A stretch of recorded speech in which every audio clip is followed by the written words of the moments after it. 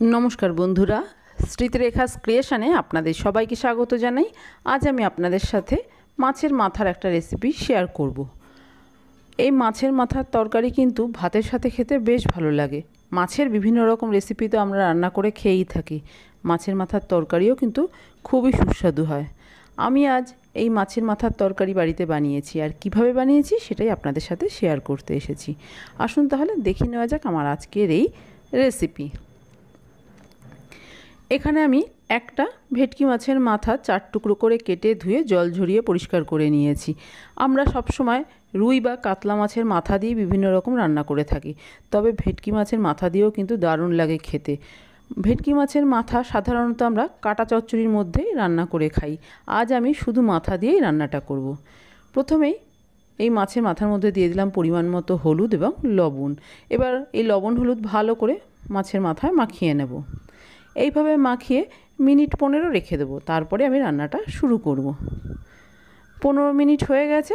কড়াই গরম করে নিয়ে এর মধ্যে দিয়ে দিচ্ছি বেশ কিছুটা সর্ষের তেল। যেহেতু মাছের রান্না করছি সেই জন্য সর্ষের তেল ব্যবহার করলাম, একটু বেশি পরিমাণেই তেল দিলাম। তেল গরম করে নিয়ে এর মধ্যে আমি মাছের মাথার টুকরোগুলো দিয়ে দেব। এই মাথাগুলোটা আপনারা চাইলে আরও একটু ছোট করেও কেটে নিতে পারেন। সব কটা টুকরো দিয়ে দিলাম। এবার দিয়ে উল্টে পাল্টে বেশ লাল করে ভেজে নেব। মাছ অল্প ভাজা করে রান্না করলে খেতে ভালো লাগে, কিন্তু মাথাকে খুব ভালো করে ভেজে নিতে হয়, না হলে কিন্তু খেতে একদমই ভালো লাগবে না। দেখুন মাছের মাথাটা বেশ লাল করে উল্টে পাল্টে ভেজে নিয়েছি। সব মাথা তুলে নিয়েছি। ওই তেলের মধ্যে দিয়ে দিলাম গোটা গরম মশলা আর একটা শুকনো লঙ্কা। ফোড়নটা কয়েক সেকেন্ড একটু নেড়ে চেড়ে ভেজে নেব। ফোড়ন ভাজা হয়ে গেছে। এবার এর মধ্যে আমি দিয়ে দিচ্ছি প্রথমেই গ্রেট করা রসুন। আপনারা এখানে রসুন বাটাও ব্যবহার করতে পারেন, আমি আজ কোনো রকম বাটা মশলা ব্যবহার করছি না। রসুনটা একটু ভেজে নিয়ে এর মধ্যে দিয়ে দিচ্ছি পেঁয়াজ। পেঁয়াজটাও কিন্তু আমি গ্রেট করে নিয়েছি, আপনারা চাইলে খুব মিহি করে কুচিয়েও ব্যবহার করতে পারেন। একই রকমভাবে পেঁয়াজটা দিয়েও কিছুক্ষণ নেড়েচেড়ে একটু কষিয়ে নিচ্ছি। কিছুক্ষণ নেড়েচেড়ে নিয়েছি। এবার আমি এর মধ্যে দিয়ে দিচ্ছি গ্রেট করা আদা। আদা দিয়েও 1 মিনিট মতো একটু নেড়েচেড়ে নিচ্ছি। সব কিছু খুব ভালো করে নেড়েচেড়ে কষিয়ে নিয়েছি। এবার এর মধ্যে আমি দিয়ে দেব একটা টমেটো। টমেটোটাও একটু গ্রেটার দিয়ে গ্রেট করে দিয়ে দিলাম। এতটাই নরম টমেটো যে গ্রেটার দিয়ে গ্রেট করার পরেও ওপরের খোসাটা গ্রেট করতে পারিনি।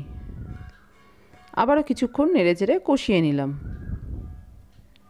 মশলা থেকে তেল সেপারেট হতে শুরু করেছে।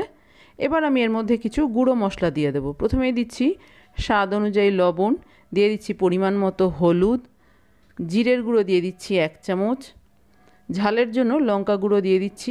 ঝালটা অবশ্যই নিজেদের স্বাদ অনুযায়ী দেবেন। কাশ্মীরি লাল লঙ্কার গুঁড়ো দিচ্ছি কালারের জন্য। একটা পেঁয়াজ কিউব করে কেটে নিয়েছি, সেই পেঁয়াজটা দিয়ে দিলাম, আর দিয়ে দিলাম একটু জল। আবারও সব কিছু খুব ভালো করে কষিয়ে নেব। কিউব করে পেঁয়াজ দেওয়াটা অপশনাল, আপনার ইচ্ছে না হলে বাদ দিতে পারেন, তবে দিলে কিন্তু খেতে বেশ ভালো লাগবে, দেখতেও ভালো লাগবে। আবারও বেশ কিছুক্ষণ সময় নিয়ে মশলাটা ভালো করে কষিয়ে নিতে হবে, তেল সেপারেট হওয়া পর্যন্ত। কড়াইটা ঢাকা দিয়ে দিলাম কিছুক্ষণের জন্য। কিছুক্ষণ ঢাকা দিয়ে রেখেছি। দেখুন মশলার উপরে তেল ভেসে উঠেছে। ঢাকনা খুলে আবার একটু নেড়ে চেড়ে দিলাম।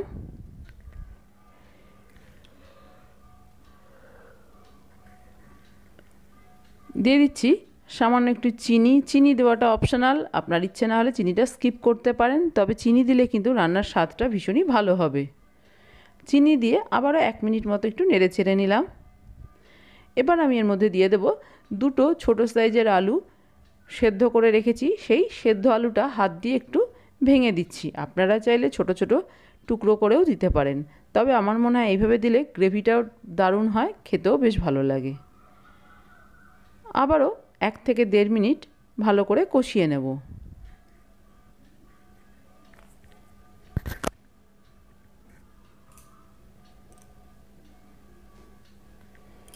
দেখুন খুব ভালো করে আলু দেওয়ার পরেও কষিয়ে নিয়েছি। এবার আমি এর মধ্যে দিয়ে দিচ্ছি ভেজে রাখা মাছের মাথা। আপনারা চাইলে এই মাছের মাথাগুলো খুন্তি দিয়ে একটু নেড়েচেড়ে ভেঙে দিতে পারেন, তবে আমি ভেঙে দেবো না, গোটা গোটাই রেখে দেবো। খুব বেশি ভেঙে দিলে তরকারিটা অতিরিক্ত কাটা হয়ে যায়, ঘেটে যায়, ভালো লাগে না। সেই জন্য আমি এরকম গোটাই রাখছি। তবে আপনাদের যদি ভালো লাগে অবশ্যই মাথাগুলো একটু ভেঙে দেবেন। কিছুক্ষণ আবারও কষিয়ে নিয়েছি। এবার আমি এর মধ্যে পরিমাণ মতো গরম জল দিয়ে দেবো। আলু সেদ্ধ করাই আছে, তাই খুব বেশি জল দেওয়ার প্রয়োজন নেই। এই রান্নাটা একটু মাখা মাখা করব, সেটা বুঝেই জলের ব্যবহারটা করতে হবে। আর অবশ্যই চেষ্টা করবেন গরম জল দেওয়ার। দিয়ে দিলাম 2টো চেরা কাঁচা লঙ্কা। এবার ঢাকা দিয়ে কিছুক্ষণ রান্না হতে দেবো। দেখুন বেশ কিছুক্ষণ ঢাকা দিয়ে রেখেছিলাম। এবার ঢাকনা খুলে একটু চেক করে নিচ্ছি। মাথাগুলো দেখুন গোটা গোটাই আছে, ভেঙে যায়নি। লবণ মিষ্টি চেক করে দেখে নিয়েছি, একদম ঠিকঠাক আছে। দিয়ে দিচ্ছি সবশেষে আবারও একটু গরম মশলা গুঁড়ো। গরম মশলা গুঁড়ো দেওয়াটা অপশনাল, আপনার ইচ্ছে না হলে বাদ দিতে পারেন। আর দিয়ে দিলাম ঘি আর গরম মশলা গুঁড়ো দিয়ে আবারও একটু নেড়েচেড়ে দিচ্ছি।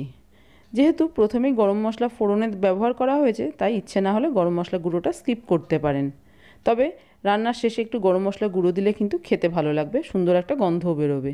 কিছুক্ষণ ঢাকা দিয়ে এইভাবে রেখে দিয়েছিলাম, তারপরে আমি গরম গরম ভাতের সাথে সার্ভ করে দিয়েছি। ভীষণ সহজ কিন্তু দারুণ সুস্বাদু। গরম ভাত আর এইরকম তরকারি হলে আর কিছুর প্রয়োজন হবে না, এতটাই সুস্বাদু হয় এই ভেটকি মাছের মাথার তরকারি। ভেটকি মাছ এমনিই ভীষণই সুস্বাদু একটা মাছ, আর সেই মাছের মাথার তরকারি তো অবশ্যই ভালো লাগবে খেতে। আমার আজকের এই রেসিপি আপনাদের কেমন লাগলো বাড়িতে করে দেখতে পারেন। ভালো লাগলে একটা লাইক শেয়ার কমেন্ট করবেন। আর আপনি যদি আমার চ্যানেলের নতুন বন্ধু হয়ে থাকেন, তাহলে আপনার কাছে একটাই অনুরোধ, আমার চ্যানেলটা সাবস্ক্রাইব করে আমার পাশে থাকার। আপনারা সবাই খুব ভালো থাকবেন। আপনাদের সাথে আমার আবার দেখা হবে অন্য কোনো নতুন ভিডিওতে, নতুন কোনো রেসিপির সাথে।